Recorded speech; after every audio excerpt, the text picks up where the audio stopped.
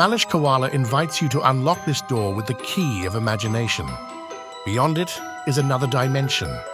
A dimension of sound, a dimension of sight, a dimension of mind.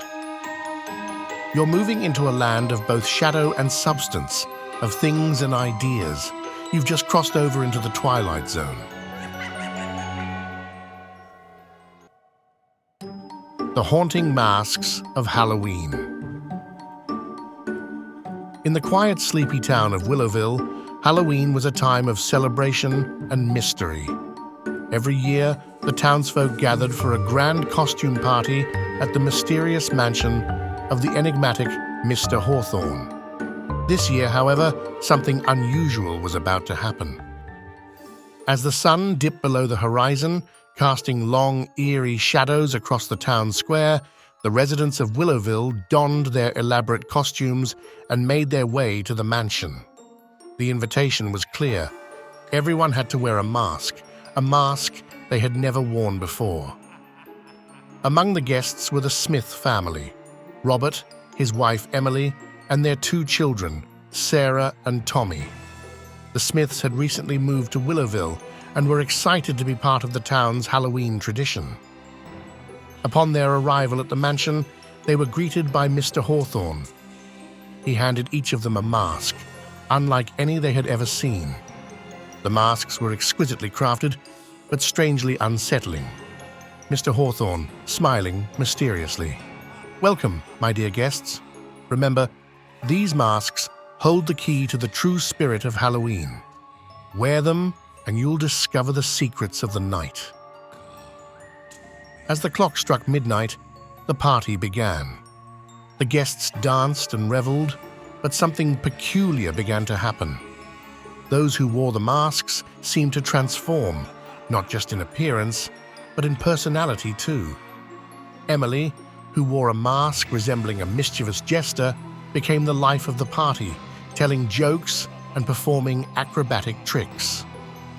Robert, in his owl-like mask, became wise and insightful, offering profound advice to anyone who approached him. Sarah and Tommy, wearing masks of a unicorn and a dragon respectively, felt their personalities shift as well. Sarah was suddenly graceful and wise, while Tommy became strong and courageous. The townsfolk were amazed and a little frightened by the transformations, but they couldn't stop wearing their masks.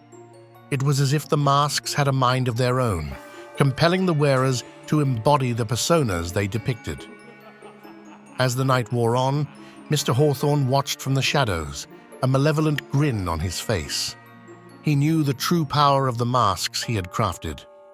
But as the hours passed, the transformations became more extreme, and the masks seemed to take control. Emily's jokes turned cruel, Robert's wisdom became arrogant, and Sarah and Tommy's newfound traits became obsessive and destructive. The townsfolk began to realize that the masks were changing them for the worse, but they couldn't remove them. Panic and chaos erupted in the mansion as the party spiraled out of control.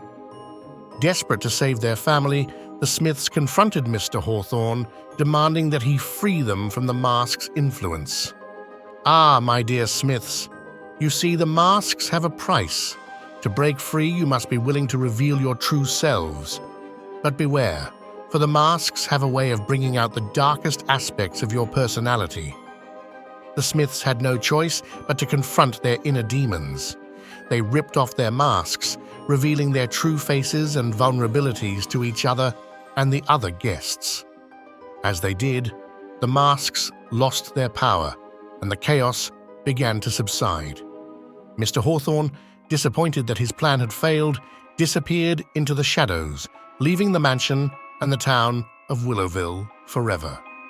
With the masks removed, the townsfolk realized the importance of being true to themselves, even on Halloween. They returned to their normal lives, forever changed by the haunting masks of that unforgettable night. And so, in the town of Willowville, Halloween became a time not just for costumes and masks, but for self-discovery and the acceptance of one's true self. The legacy of that eerie Halloween night served as a reminder that sometimes The scariest masks are the ones we wear every day.